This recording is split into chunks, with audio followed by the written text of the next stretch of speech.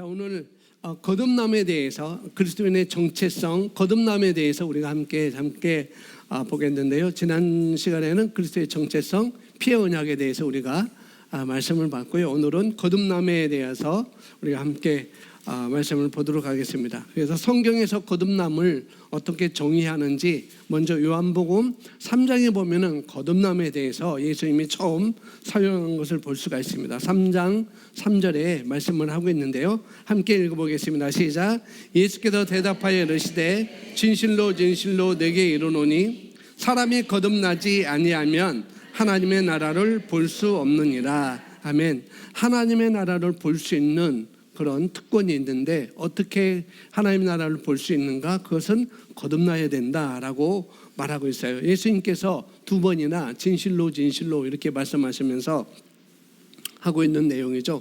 우리가 잘 알고 있듯이 요한복음 3장은 니고데모에게 예수님을 찾아왔던 영생을 내가 알고 싶은데, 내가 영생을 갖고 싶은데 그 영생을 어떻게 내가 가질 수 있습니까? 라고 이렇게 질문해 왔을 때 예수님이 바로 3절에 거듭나지 아니하면 하나님 나라를 볼 수 없다라고 이렇게 말씀을 하고 있는 것이죠. 니고데모의 질문에 대답하면 내가 거듭나야 된다. 거듭나야 내가 영생하는 것이고 영생하는 자만이 하나님 나라를 볼 수 있고 하나님 나라를 들어갈 수 있다라고 이렇게 말씀을 해주시죠. 그래서 이 거듭난다, 거듭나야 된다, 거듭남이라는 단어는 헬라어로 여기 아노덴이라고 이렇게 발음을 하고 있는데요. 여기서 말하는 이 아노덴이라는 이 말은 우리가 기독교 교리적으로 볼 때 이 아노덴, 거듭난다, 다시 태어난다, 다시 난다라고 이렇게 말할 수 있는데, 그런데 우리 기독교 교리로 볼 때 다시 태어난다라고 이렇게 말하는 것은 좀 번역이 좀 그렇죠. 왜냐하면은 뭐 다시 태어난다라고 하면 우리가 뭐 전생 있는 것도 아니고 예전에 뭐 우리가 뭐였다가 이제 사람으로, 온전한 사람으로 태어났다 이렇게 전생을 얘기하는 것으로 보면은 다시 태어난다라고 이렇게 보면은 마치 전생, 윤회설을 이렇게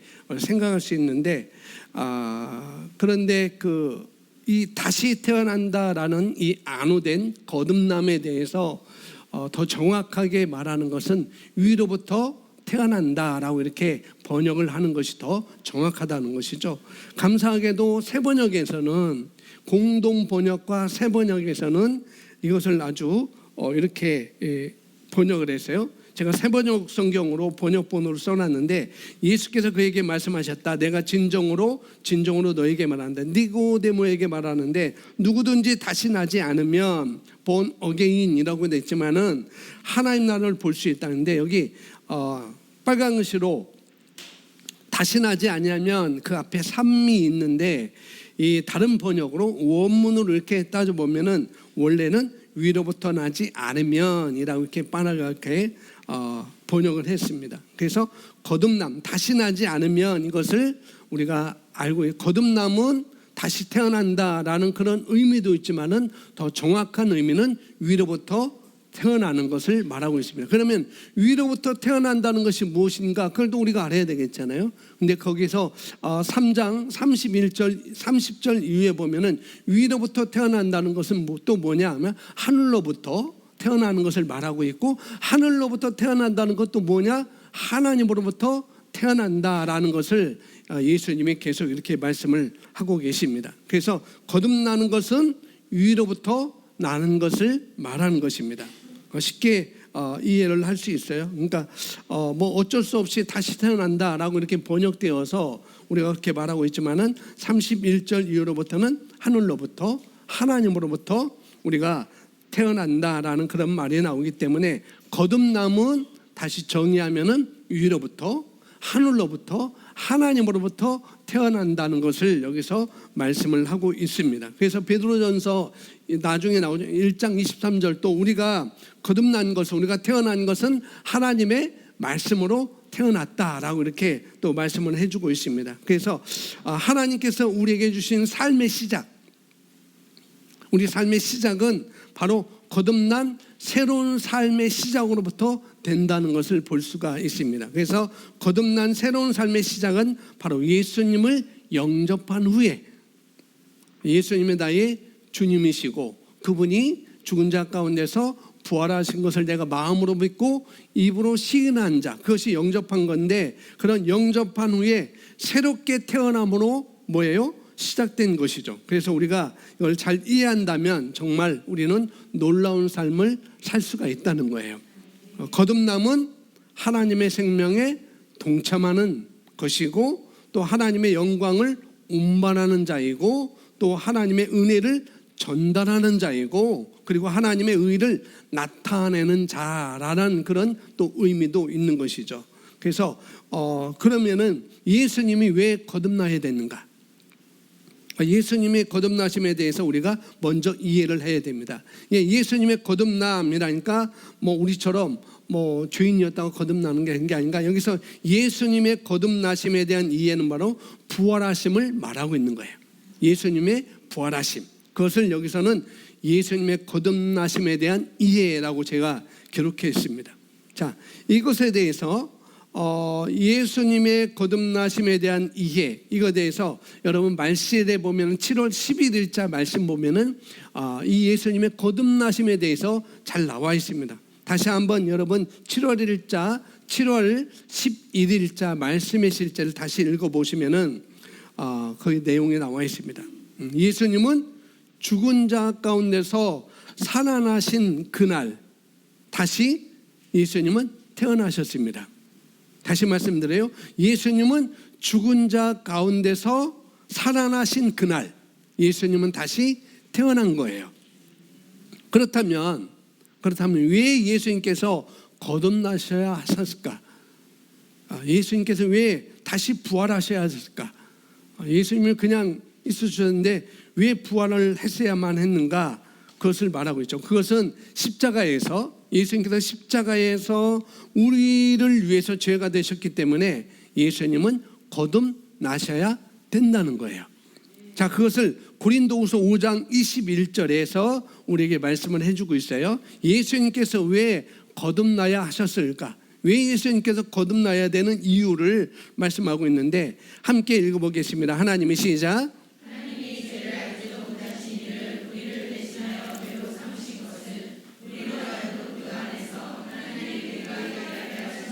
네, 하나님이 죄를 모르시는 그 예수님이, 죄를 모르시는 예수님이, 사실은 예수님은 하나님의 본체시다라고 빌립보서 2장에서 나오고 있어요. 예수님은 하나님의 본체이시지만 자기를 비어 종과 같이 여겨서 우리 이 땅에 오셨다라고 이렇게 예수님의 겸손, 예수님의 성육신, 예수님의 이 땅에 오심을 빌립보서 2장에서 말씀을 해주고 있습니다.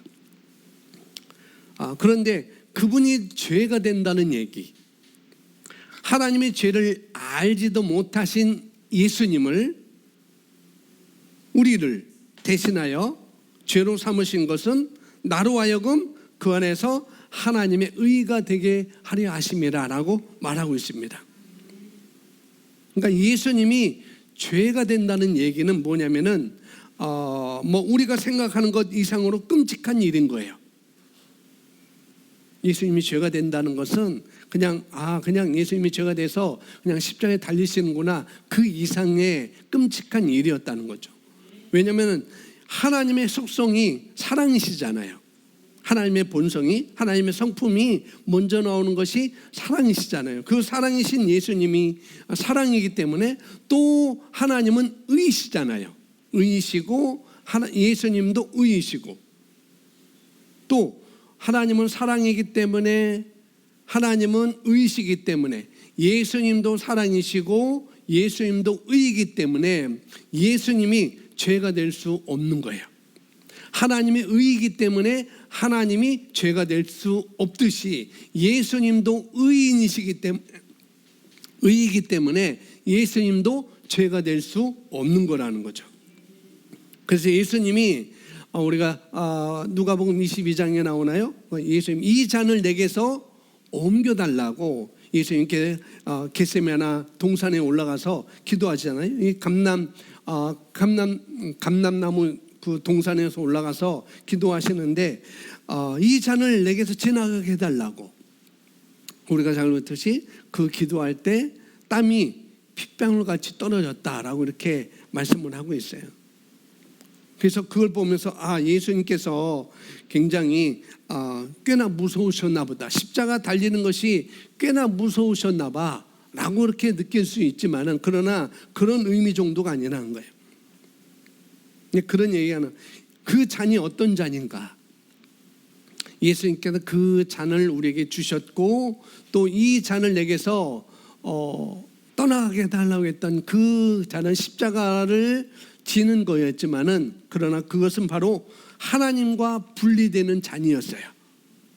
그래서 여기 고린도후서 5장 21절에 하나님의 죄를 알지 못하신 이를 우리를 대신하여 죄로 삼으신 것은 우리로 하여금 그 안에서 하나님의 의가 되게 하려 하심이라 말씀하고 있는데, 뭐냐면은 하나님과 분리되는 것을 말하고 있습니다. 죄가 되는 잔이었어요. 그래서 이 잔을 내게서 옮겨달라고 말하는 것은, 나는 하나님과 분리될 수 없습니다, 나는 하나님과 분리되지 않을 거예요, 분리되고 싶지 않아요 라는 그런 간절함과 그런 소망이, 그런 갈망이 있었던 것이죠. 신이신 분이, 창조자이신 분이, 예수님도 창조하실 때 성령님과 하나님과 성부 하나님과 함께 계셨죠. 그런데 신이신 분, 창조자이신 분, 죄가 될 수 없는 분, 죄를 지을 수 없는 창조자가 죄가 되는 거라니까, 죄가 되니까. 그렇기 때문에 이 잔을 지나가게 해달라고 한 거예요.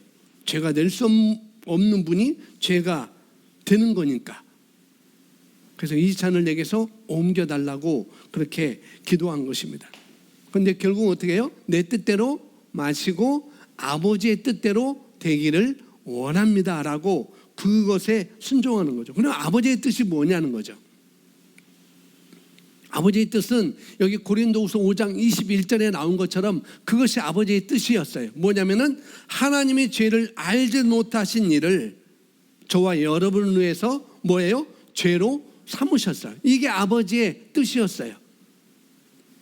그분은 신이셨고, 그분은 창조자였고, 그분은 죄가 될 수 없는 분이었는데 어떻게 해요? 아버지의 뜻이 그거기 때문에,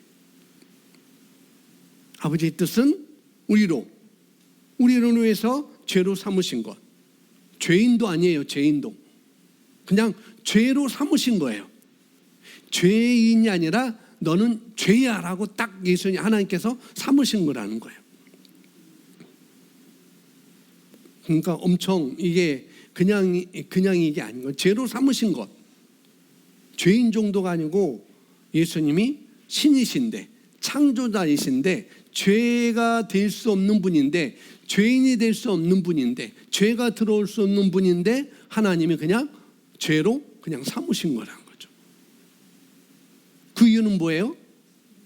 우리로 하여금 예수 안에서 더 이상 죄인이 아니라 하나님의 뭐가 되도록? 의가 되도록. 아멘.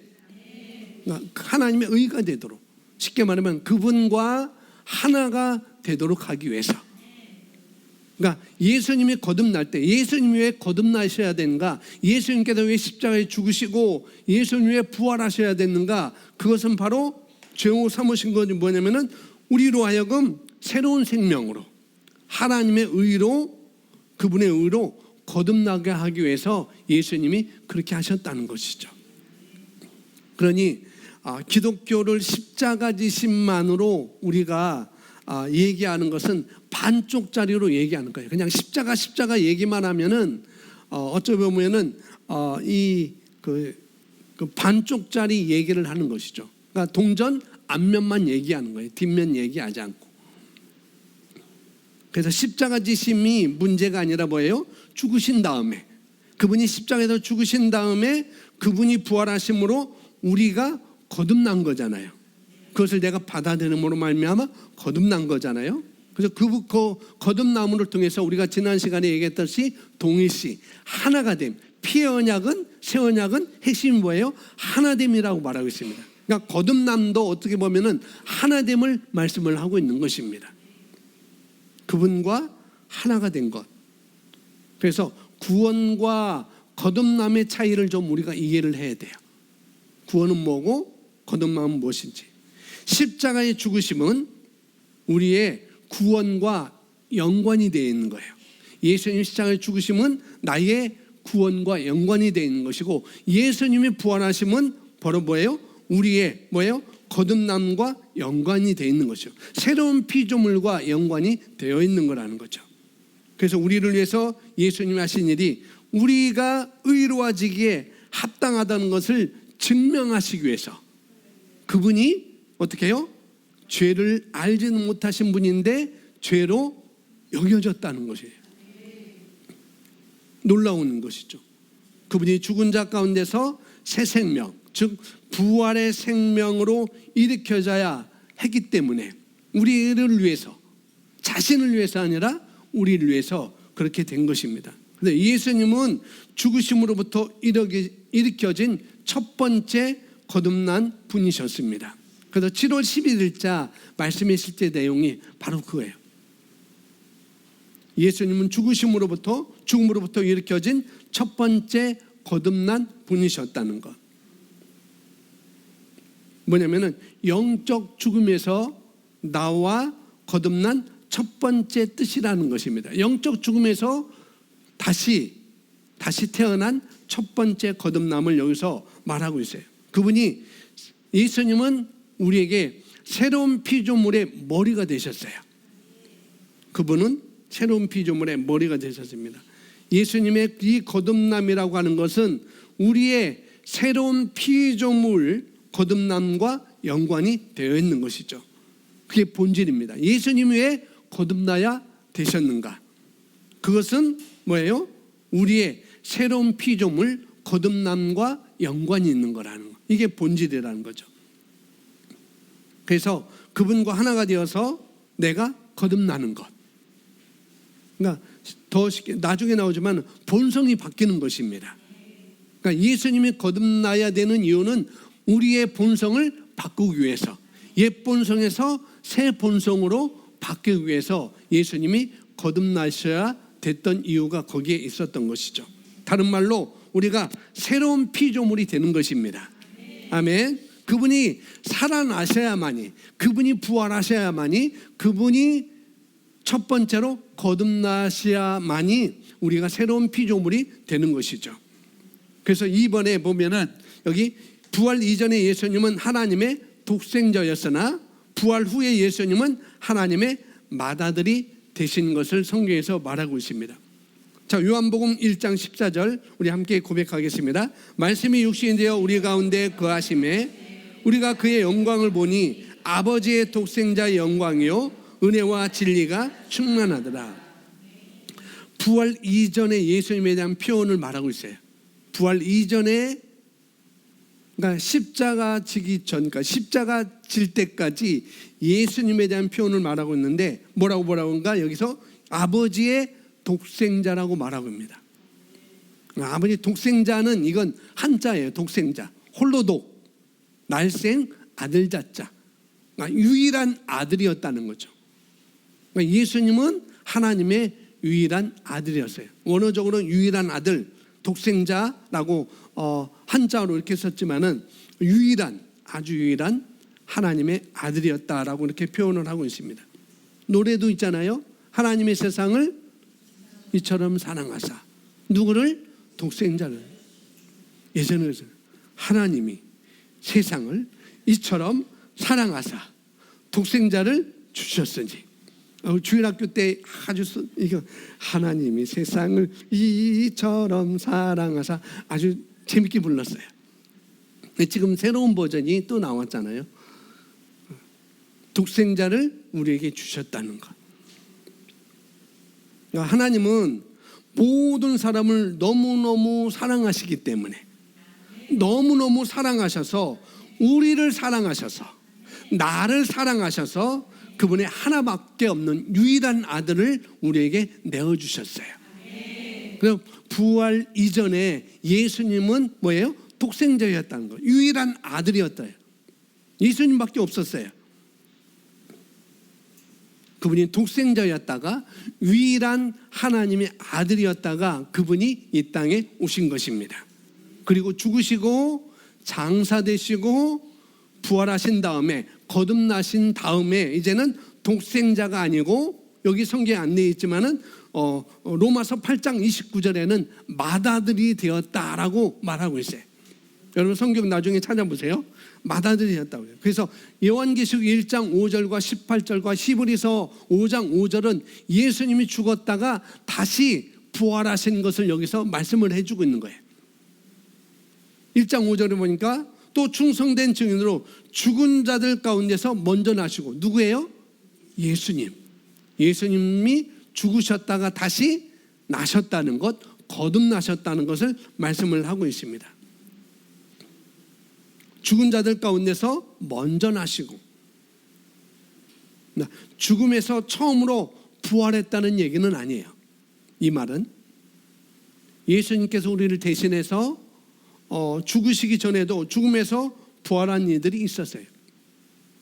요한복음 11장에 누구? 나사로, 마르다와 마리아의 오라버니 나사로도 죽은 지 나흘이 되었다가 다시 살아났어요. 그러니까 여기서 말하는 죽은 자들 가운데서 먼저 나시고, 이것은 그런 의미가 아니라는 거죠. 사도 요한은 이 요한계시록 1장 5절 18절 말씀에서 전달하는 의미는 다른 의미입니다. 우리의 죄가 십자가에서 예수님과 함께 없어졌을 때 예수님께서 영적으로 그때 죽으신 거예요. 무엇으로 죽으셨어요? 생물학적으로 죽으신 것도 있지만은 영적으로 죽으신 것입니다. 아까 말했어요. 하나님과 무엇 되는 것? 분리되는 것. 그것이 영적 죽음이잖아요. 세가족반 첫 번째, 하나님의 그 사랑의 계획에서 첫 번째 영적 죽음이 온 거잖아요. 그러니까 하나님과 분리되는 것. 그러니까 예수님께서 십자가에 얹어졌을 때, 십자가에 달려졌을 때 예수님께서는 영적으로 죽은 거였어요. 그걸 말하고 있습니다. 그래서 영적 죽음은 하나님으로부터 분리되는 것을 말하고 있습니다.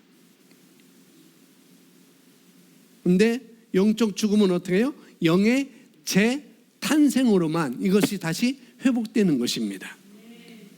이러한 죽음에서 깨어날 수 있는 것이죠. 그래서 예수 그리스도는 영적 죽음으로부터 첫 번째로 태어나신 분. 그래서 뭐라고 했어요? 죽은 자들 가운데서 먼저 나시고, 그 의미는 바로 생물학적 죽음이 아니라 영적 죽음에서 다시 태어남을 여기서 말씀을 해주고 있어요. 그래서 첫 번째로 예수님이 첫 번째로 거듭나심을 되셨다라고 말하고 있고, 18절에도 곧 살아있는 자라 내가 전에 죽었었노라. 또 누구 말하는 거예요? 예수님을 말하고 있는 거죠. 내가 전에 죽었는데 곧 지금은 살아있는 자라라고 사도 요한에게 그렇게 말을 하고 있습니다. 그래서 히브리서 5장 5절에 또한 이와 같이 그리스도께서 대제사장 되심도 스스로 영광을 취하심이 아니요 오직 말씀하신 이가 그에게 이르시되, 너는 말씀하신 이가 하나님이시겠죠. 성부 하나님이 그에게, 예수님에게 이르시되 너는 내 아들이니 라고, 내가 오늘 너를 모았다 낳았다라고 말하고 있어요. 예수님께서 부활하신 이후에 로마서 8장 29절은 여기 제가 안 써놨는데, 하나님께서 다시 미리 아신 자들로, 하나님이 미리 아신 자들을 또한 그 아들의 형상을 본받게 하시려고, 아들의 형상을, 예수님의 형상을 본받게 하시기 위해서 미리 정하셨다라고 말하면, 이는 그로 많은 형제들 가운데 예수님을 무엇을 맏아들 되게 하셨다라고 말하고 있습니다. 그러니까 예수님이 그 이후에 부활하신 이후에 예수님께서 독생자가 아니라 다시 살아나심으로 인하여서 내가 너를 낳았다, 다시 태어났는데 어떻게 태어났느냐? 맏아들로 태어나셨다는 거예요. 우리가 잘 알듯이 예수님이 태어나셨는데, 부활하셨는데 장남으로, 맏아들로, 큰아들로, 첫째 아들로 이렇게 다시 태어난 것을 말하고 있습니다. 독생자가 아니라 무엇이에요? 맏아들인 것입니다. 큰아들인 거예요. 큰아들 손 들어보세요. 큰아들. 큰아들 여기 있네. 여기 있네. 큰아들, 넌 둘째잖아. 큰 아들이 있으면은 작은 아들이 있다는 거죠. 첫째.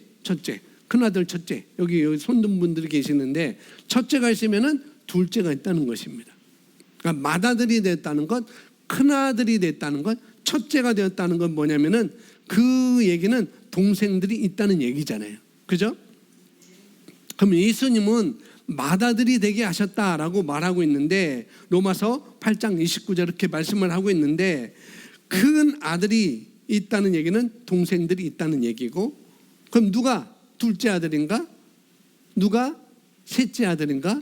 바로 저와 여러분이 둘째이고 막내이고 셋째이고 넷째가 되는 거예요. 그래서 여기 앉아있는 우리, 그래서 우리가 뭐래요? 은서자매님, 연우자매님 그러잖아요. 한겸 형제님 그러잖아요. 그래서 우리는 그리스도 안에서 다 형제 자매가 되는 것입니다. 집에 가서 엄마한테 연희슬 자매님 그래 한번 그렇게 그러세요. 그러면은 여러 자식하고 꼴밤이 맞을 수 있을 거예요. 목사님 형제님이잖아요. 김기현 형제님 해도 돼요. 그러나 직분상 저는 목사이기 때문에 이제 그리스도 안에서 우리는 다 형제 자매가 되는 것입니다. 왜? 우리 그리스도 안에서 다 둘째 셋째가 됐기 때문에 다 그런 거예요. 여기서 그걸 말씀을 해주고 있어요. 그래서 형제 자매가 아버지의 밑에 있는 한 다 뭐예요? 부모 밑에 있는 한 다 형제 자매가 되는 것이죠. 남매가 되는 것이고 자매가 되는 것이고 형제가 되는 것이고 그렇게 되는 것입니다. 그래서 여기 보시면 예수님께서 일어나셨을 때 뭐예요? 부활하셨을 때 십자가에서 죽으시고 장사되시고 부활하셨을 때 살아나셨을 때 혼자 일어나지 않았다는 것이죠. 혼자 살아나지 않았다는 것을 성경에서 또 말씀을 해주고 있어요. 로마서 6장 8절에 읽어보겠습니다. 만일 우리가 그리스도와 함께 죽었으면 또한 그와 함께 살 줄을 믿노니. 6장 3절부터 쭉 이어지는 말씀인데 하나님께서 예수님을 죽은 자들로부터 일으키실 때 다시 살리셨을 때 저와 여러분도 그분과 함께 일으켰고 하나님께서 살아있는 그래서 새로운 피조물이 되게 하셨습니다. 우리가 함께 일으켜졌다는 것을 말하고 있습니다. 자, 두 번째 보겠습니다. 거듭남은 최고의 기적이라는 거죠. 자, 로마서 8장 15절 함께 있습니다. 시작. 너희는 다시 무수하는 종의 영을 받지 아니하고 양자 영을 받았으므로 우리가 아빠 아버지라고 부르짖느니라. 갈라디아서 3장 24절 이같이 율법이 우리를 그리스도께로 인도하는 초등 교사가 되어 우리로 하여금 믿음으로 말미암아 의롭게 하심을 믿음이 온 후로는 우리가 초등 교사 아래에 있지 아니하도다. 이렇게 말하면서 갈라디아서 4장 2절에 그렇게 말합니다. 갈라디아서 4장 2절에 그 아버지가 정한 때까지 아들이 있는데 그 아들을 아버지가 정한 때까지 후견인과 청지기 아래 두었다라고 말하고 있습니다. 그것을 여기서는 이 로마서 8장 15절에 양자의 영을 받았다라고 말하는데 어떻게 보면은 그 우리가 알고 있듯이 여기 양자라고 하는 말은 다른 사람을 내 호적에 입적시키는 것,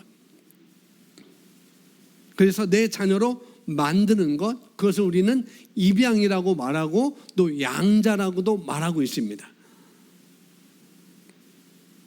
그러니까 입양해서 양자를 삼아서 손양원 그 목사님이 자기 아들을 죽인 그 공산당원을 어떻게 해요? 자기 아들로 입적을 시킨 것처럼 그런 것을 양자라고 말하고 있는데 그런 여기서 양자 영을 받았다는 것은 그런 의미가 아니에요.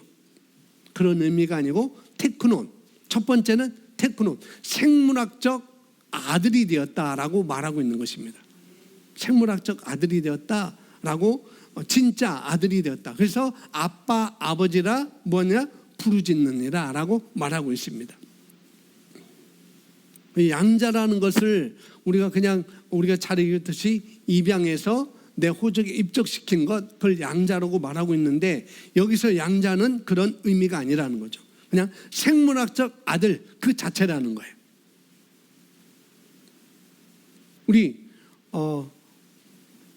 우리 김영정 집사님에게 민서가 양녀예요? 아니면 생물학적 자녀예요? 생물학적 자녀죠. 두 분 사이에서 태어난 생물학적 자녀입니다. 그것처럼 저와 여러분이 그런 존재가 되었다는 것을 말씀을 하고 있습니다.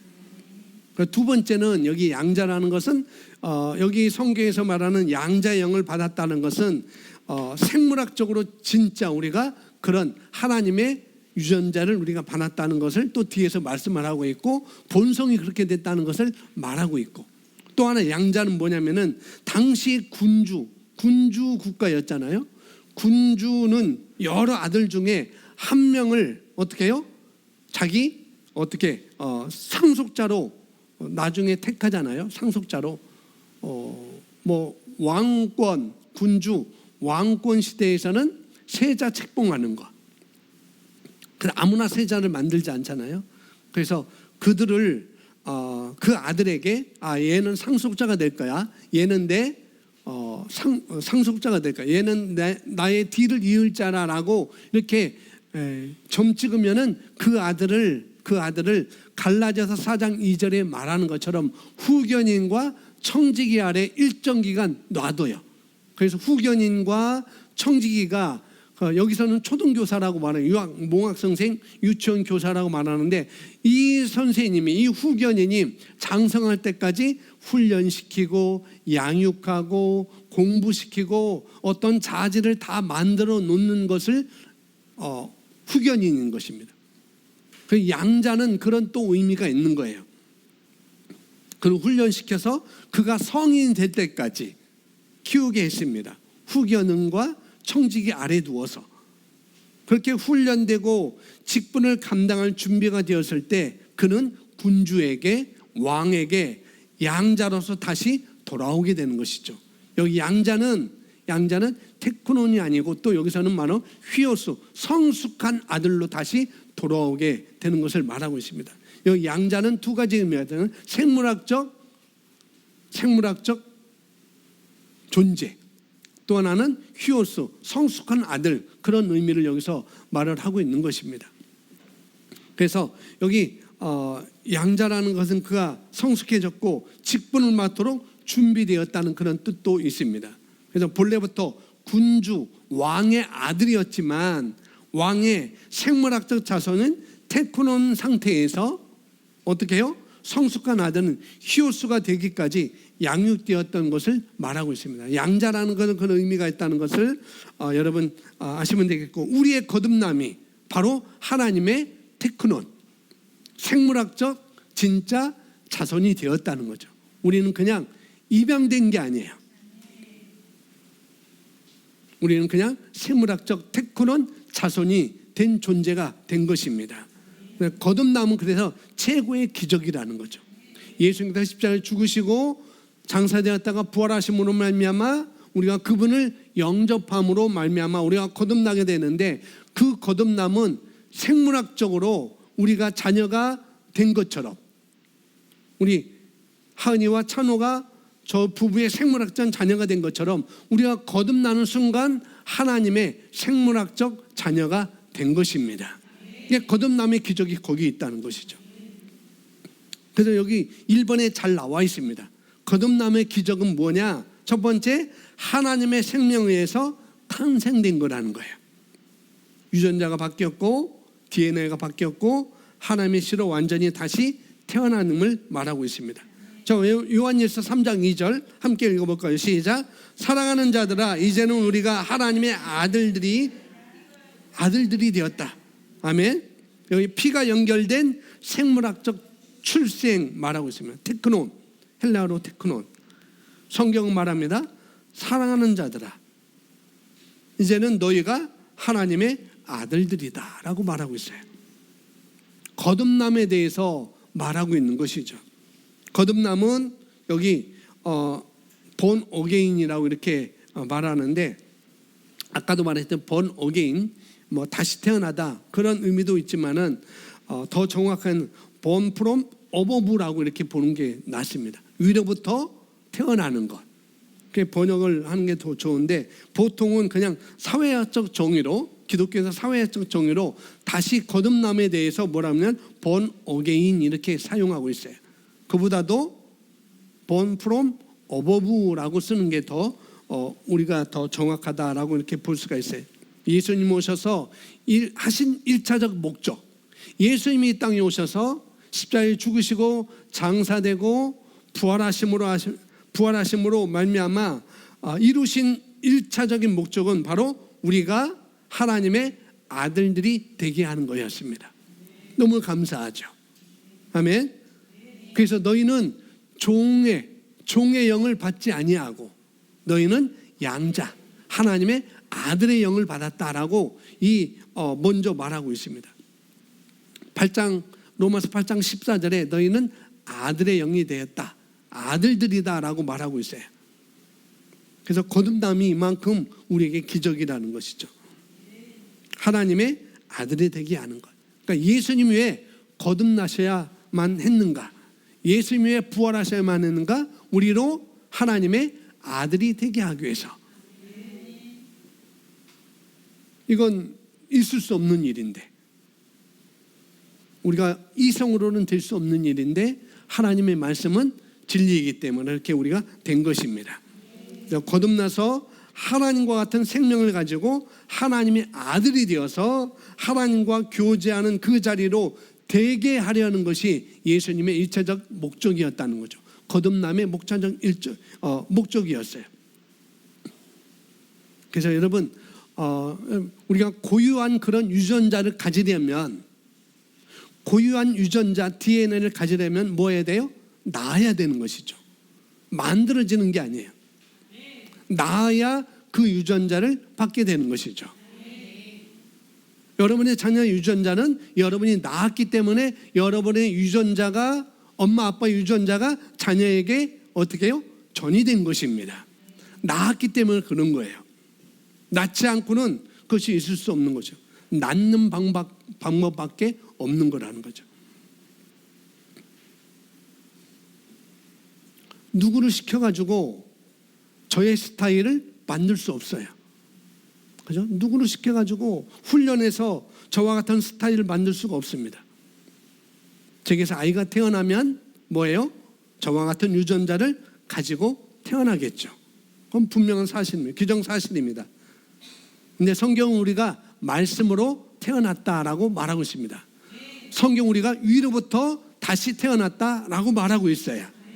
우리는 말씀으로 태어났기 때문에, 우리는 위로부터 태어났기 때문에 하나님 안에 있는, 말씀 안에 있는 그런 모든 유전자를 우리가 가지고 태어난 것입니다. 아멘.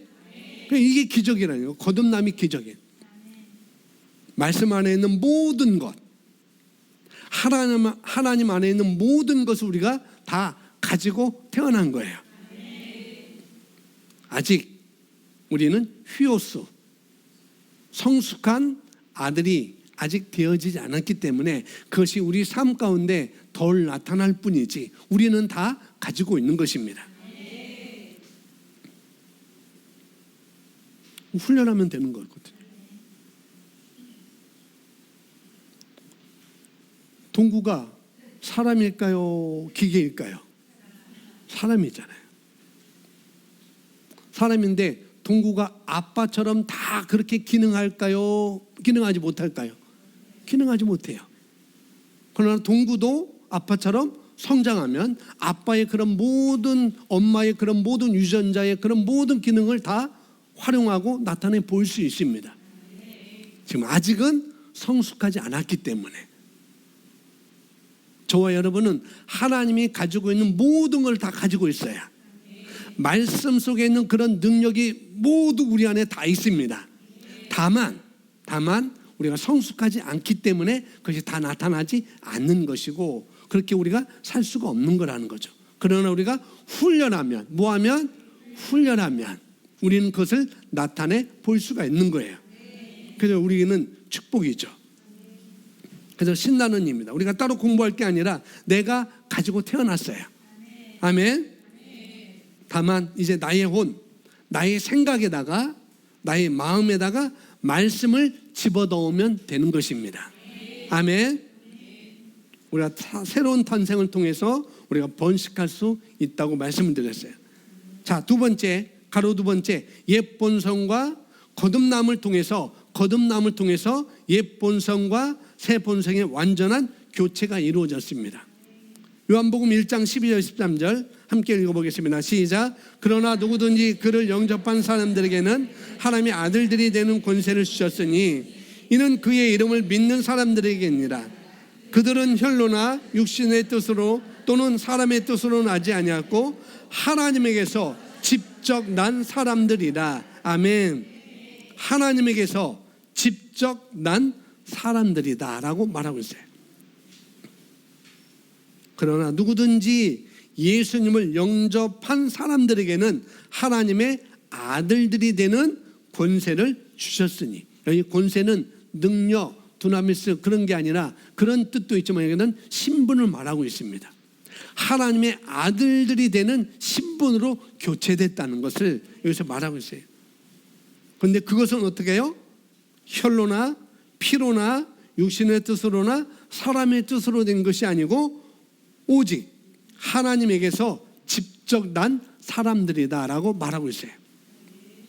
예수님을 영접했다면 우리는 하나님에게서 직접 난 하나님의 자녀들입니다. 성경에서 말하고 있어요. 우리는 말씀을 믿습니다. 아멘. 우리가 예수님을 영접함으로 말미암아 하나님의 자녀들이 되었습니다. 신분의 변화예요. 아멘. 종의 영을 받지 않고 양자의 영을 받았다는 것, 신분의 변화를 말씀하고 있습니다. 신분은 내가 태어나면 되는 거예요. 아멘. 누군가의 자녀로 태어날 때 일어나는 것입니다. 그래서 우리가 피로나 육으로 태어난 것이 아니라 하나님께로 태어났다고 말하고 있어요. 그 이름을 믿고 우리는 하나님의 아들들이 되었습니다. 하나님의 딸들이 되었습니다. 하나님에게서 직접 난 사람들이다 그랬습니다. 그래서 우리가 하나님께로부터 태어났기 때문에 그 하나님께로부터 태어났다는 얘기는 하나님으로부터 직접 나왔다, 말씀으로 직접 났다라는 것을 말하고 있는 것입니다. 그러니 그분의 유전자의 정보를, 말씀의 정보를 우리가 다 가지고 있는 거예요. 기본적으로 법적으로는 그렇습니다. 우리는 기본적으로 다 가지고 있어요. 자, 하나님의 자녀가 된다라는 건 뭐예요? 하나님께로부터 태어났다는 것을 말하고 있습니다.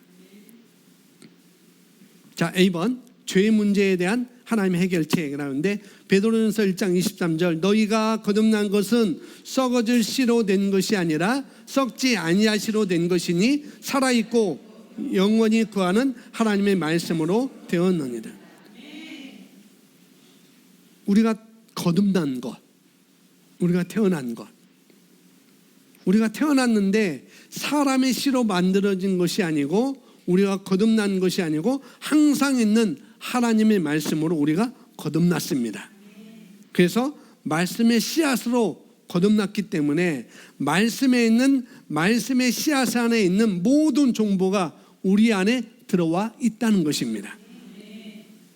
우리가 거듭나기 전까지는 썩어질 씨로, 정자로 스페르마, 영어로는 그 씨가 정자, 사람의 남자의 정자를 의미하고 있는데 스페누마입니다. 썩어질 씨, 죄인된 것, 죄인된 몸, 옛 본성, 그래서 죄로 인한 모든 것. 그래서 우리가 거듭나기 전까지는 우리가 여기서 썩지 아니하시로 우리가 거듭나기 전까지는 죄로 인한 것들, 우리가 가게에 흐르는 저주 그런 것이 있을 수 있고, 유전병 그런 것이 있을 수 있어요. 제가 늘 말하잖아요. 저희 종씨는 장남이 다 죽는 거. 장손이 다 죽는 거. 큰 집도 작은 집도, 큰 집 두 집도 작은 집도, 고모네도 다 장남이 죽었어요. 제가 늘 말하잖아요. 저도 그래서 우리 형한테 뭐라 해요? 조심하라고. 큰형님 죽으셨지. 작은 집 큰형님 죽으셨지. 둘째 큰 집 형님 죽으셨지. 고문에 큰형님 죽으셨지. 작은 고문에는 큰형님이 없어요. 제 동생입니다. 작은 집은 아니에요. 그런 유전병. 우리 아버지가 심장병으로 죽었을 거고, 우리 작은 아버지도 심장병으로 죽었고, 우리 큰 아버지도 심장병으로 죽었고, 그렇다는 게 아니에요. 그런 예로 본다면 그게 유전병이죠. 그래서 그래서 내게도 심장병, 내가 가슴이 이상하고 심장이 두근거리고 쿵탕쿵탕하고 찌릿찌릿하고 아프고 그러면은 내게도 심장병인가라고 생각하는 것.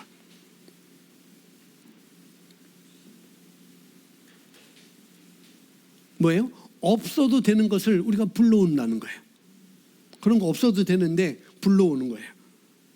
아시겠죠? 예수님에게는 병이 있었을까요? 없었을까요? 있었어요. 사랑병만 있었어요.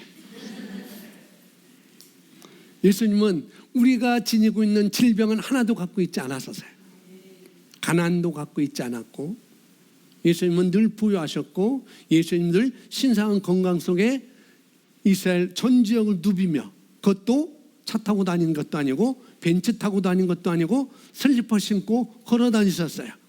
양산도 없었습니다. 손 선풍기도 없었어요. 목 선풍기도 없었어요. 오로지 나무 그늘만 의지하고 다니셨던, 그런데도 그분은 건강하셨습니다. 많이 걸으십시오. 그럼 건강해집니다. 이건 우스갯소리고요. 예수님이 그러셨다는 거예요. 예수님 병이 없었고, 예수님에게는 잔병이 없었고, 예수님에게는 아픔이 없었고, 예수님에게는 상처가 없었어요. 그 생명을 저와 여러분이 가지고 태어난 것입니다. 아멘. 그러니까 죄로 인한 모든 것이 다 해결됐다는 거예요. 죄로 인한. 그런데 우리가 이 땅에 살면서 아프기도 하고 상처받기도 하고 질병에 걸리기도 하는 것은 우리가 이 땅에 육신을 가지고 있기 때문에, 이 혼이라는 아직 완전히 구원받지 못한 혼을 가지고 있기 때문에 그런 것이지, 영은 완전히 구원받았어요. 혼과 이제 육만 우리가 구원을 받으면 되네, 성화되고 구원받으면 되는데, 그것 때문에 그런 것이지, 우리가 기본적으로 알 것은 우리는 예수님의 그 생명을 우리가 가지고 태어났다는 것. 그걸 여러분이 아셔야 됩니다. 그래서 거듭남은 B번인데, 거듭남은 뭐가 바뀐 거라고요? 본성이 바뀐 것입니다. 베드로후서 1장 4절 함께 있습니다. 시작. 이로써 우리에게 지극히 크고 귀한 약속들을 주심은 너희로 하여금 약속들을 통해서 정욕으로 인해 세상에 있게 된 타락을 피하여 하나님의 본성에 동참하는 자가 되게 하려 하십니다. 아멘. 저와 여러분은, 그리스도인은 첫째 아담의 모습으로 태어난 것이 아니에요. 아멘. 우리가 거듭날 때 둘째 아담인 예수님 그리스도에게서 우리는 태어났기 때문에 우리가 다른 생명, 다른 본성을 가지고 우리는 살아가는 것입니다. 우리가 바뀌었다고 하는 얘기는 뭐가 바뀌었다고요? 본성이 바뀐 것입니다. 우리 영이 바뀐 거예요. 그래서 종의 영을 우리는 받지 않고 우리는 테크논 하나님의 아들들의 영을 우리는 받은 것입니다. 이건 우리가 생물학적으로 접근하는 것보다도 우리는 영으로 기능하는 것을 말하고 있습니다. 근데 뭐가 아직 안 바뀌었다고 그랬어요? 우리 생각은 아직 안 바뀌었어요. 그런가? 안 그런가? 많이 갈등도 하고 고민도 하고 의심도 합니다. 내가 정말 그런 자라고? 내가 정말 그런 자라고? 우리는 그렇게 갈등하고 의심도 하고 염려도 합니다. 내가 정말 바뀌었다고? 내가 영이라고? 나는 그렇지 않은 것 같은데? 나는 그렇게 살지 않은 것 같은데 자꾸 그러는 것이죠. 무엇 때문에? 내 생각은 아직 안 바뀌었기 때문에 그런 거예요. 그래서 우리가 해야 되는 일은 뭐예요? 생각을 바꾸는 것입니다. 그래서 우리 생각을 바꾸는 것이 중요하고요. 그래서 로마서 12장 2절에 바로 그거예요. 너는 마음을 새롭게 함으로 변화를 받아야 된다라고 말씀을 하고 있는 거죠. 그래서 생각을 바꾸면 생각하기에 따라서 행동이 따라 나오게 되어 있어요. 행동을 바꾸는 것이 아니라 뭘 바꾸라고요? 우리 마음의 생각을 바꾸는 것입니다. 어떻게 해요? 말씀을 들여다보고 거울 원리, 이거 우리가 하는 것이죠. 고백하고 들여다볼 때 내 생각이 말씀으로 장착되는 거거든요. 그럴 때 우리는 영으로 기능을 하게 되는 것입니다. 그래서 우리는 하나님의 본성에 동참하는 자, 하나님의 본성, 신의 본성, 신의 성품에 우리는 참여하는 자가 되게 하셨다라고 말하고 있습니다. 되게 할 거다라고 안 했어요. 되게 하셨다라고 말하고 있습니다. 그래서 우리가 요한일서 4장 17절인가 말씀하시니 그분이 어떠하시든지 우리도 그러하다는 것, 그걸 말하고 있습니다. 쉽게 말하면 그분이 할 수 있는 것을 우리가 할 수 있다. 그러니까 예수님은 그래서 내가 가지만 너희는 나보다 더 큰 일도 할 거야 라고 말씀하신 거예요. 우리는 그런 존재입니다. 거듭남으로 인해서 이런 것을 우리가 취하게 된 것이고 우리 안에 있게 된 거예요. 아멘. 자, 괄호 3번 보겠습니다. 시면 넘어 괄호 3번 함께 읽어볼까요? 시작. 우리가 거듭난 생명은 예수님께서 부활하신 생명과 같다. 그러므로 우리의 새 생명은 사단, 질병, 가난보다 우세하다. 아멘. 우리의 새 생명은 우리 피로 기능하지 않습니다. 우리 영은 우리 피로 기능하지 않아요. 우리는 그분의 말씀으로 하나님의 생명으로 우리는 하나님의 DNA로 우리는 기능하는 것이지, 그렇기 때문에 우리는 사단, 질병, 가난보다 우리는 우세하게 되어 있습니다. 우리 피로, 우리 육신의 피로 기능하면은 그들이 더 우세하지만, 그러나 우리는 그런 존재가 아니고 우리는 본성이 바뀌어졌기 때문에 하나님의 성품에 참여한 자가 되었기 때문에 하나님의 그 본성에 우리는 동참자가 되었기 때문에 뭐예요? 사단, 질병, 가난보다 우세한 생명을 우리가 가지고 있습니다. 그래서 사단이, 질병이, 가난이 우리가 가지고 있는 생명을 압도할 수가 없는 것입니다. 그러니까 우리는 압도당하지 않는 그런 존재예요. 아멘. 그래서 우리가 아플 수 없다, 아픈데 아플 수 없다라고 말하는 것이 이런 차원에서 말씀하는 것입니다. 그래서 우리는 아플 수 없는 게 정상입니다. 그래서 저와 여러분이 이 생명을 늘 인식하고 있으면 아플 수 없습니다. 아플 수 없는 정도가 아니라 우리는 점점 더 강건한 삶으로 우리는 살게 되는 것이죠. 아멘. 요한일서 2장 25절 그가 우리에게 약속하신 약속은 이것이니 곧 영원한 생명이니라. 우리가 영생이라고 했죠. 영원한 생명이라는 얘기는 영생을 말하는 것이죠. 영생은 뭐냐? 살리는 영이에요. 뭐는 영? 살리는 영. 그래서 우리가 이 땅에 살아갈 때 우리는 살기로 선택할 수 있습니다. 아멘. 내가 승리하기로 선택하면, 내가 이기기로 선택하면 이게 오는 것이에요. 선택하는 것입니다. 근데 그때 우리는 살리는 영을 우리가 받았기 때문에 우리는 살기로 선택하면 사는 것입니다. 우리는 그러한 영을 우리가 받았어요. 아멘. 그런데 왜 지는가? 우리는 살기로 선택하면 살고, 승리하기로 선택하면 승리하고, 이기기로 선택하면 이길 수 있는데 왜 우리는 지는가? 뭐 때문에? 포기하기 때문에 그래요.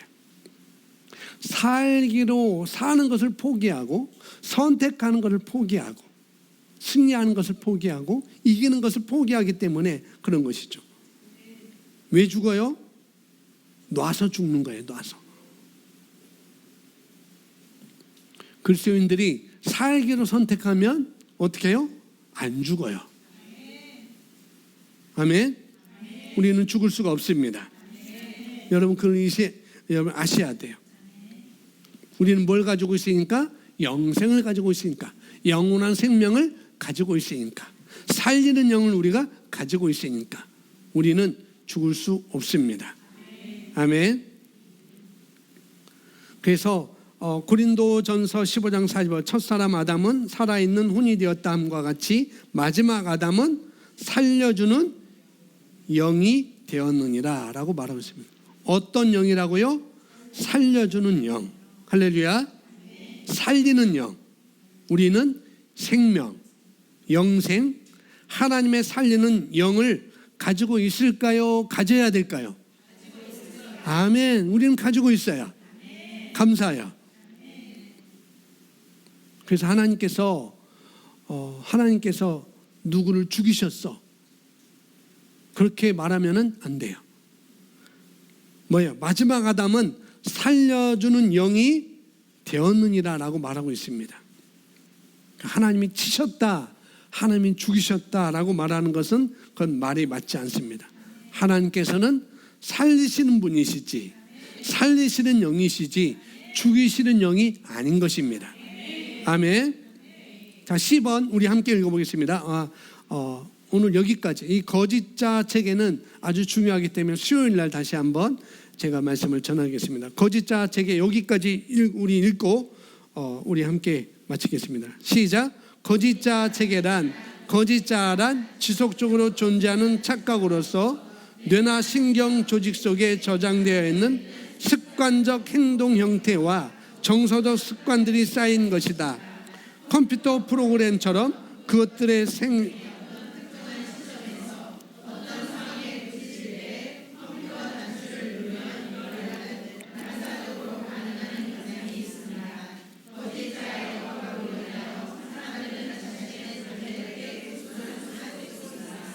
이 거짓자 체계로 우리가 속고 있으면은 우리에게 주시는 그런 잠재력, 그런 생명의 잠재력, 그런 하나님의 DNA 그런 것이 있는데 그것을 어떻게 해요? 극소수만 쓸 수 있다는 거예요. 우리는 성장해야 됩니다. 아멘. 우리는 휴수가 돼요. 성숙한 자녀들이 돼야 됩니다. 우리는 그런 존재로 우리는 다 만들어졌어요. 우리가 거듭남의 이에 대해서 우리가 말씀을 우리가 함께 했는데 이 거듭남은 최고의 기적이라는 것. 이 예수님의 거듭남으로 인하여서 우리가 하나님의 의가 되었고 우리가 하나님의 자녀가 되었고 하나님의 아까 했죠? 아까 그 아버지 아들 나의 친구 선하신 그 찬양을 할 때 아버지 나의 친구 이렇게 될 수 있는 것은 그분의 생명을 우리에게 주심으로 인하여서 이것이 우리가 가능하게 된 것입니다. 아멘.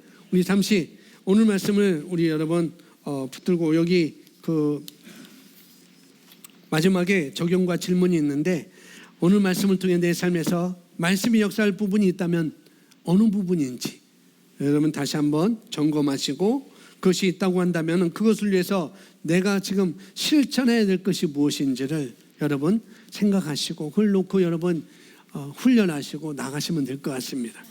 오늘 말씀을 다시 한번 내게 주신 네마로 꽂힌 말씀을 여러분 다시 한번 고백하시고 결단하시고 찬양하시고 경배하시고 하나님 일하심을 기대하시고 하나님의 역사하심을 기대하시고 말씀이 그렇게 나를 끌고 갈 것을 여러분 기대하시고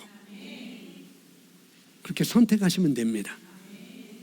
내가 살기로 선택하고 내가 승리하기로 선택하고 내가 그 자리에서 일어날 수 있도록 선택하시고 이렇게 나가시면 반드시 그 선택한 결과를 우리가 가져오게 될 것입니다.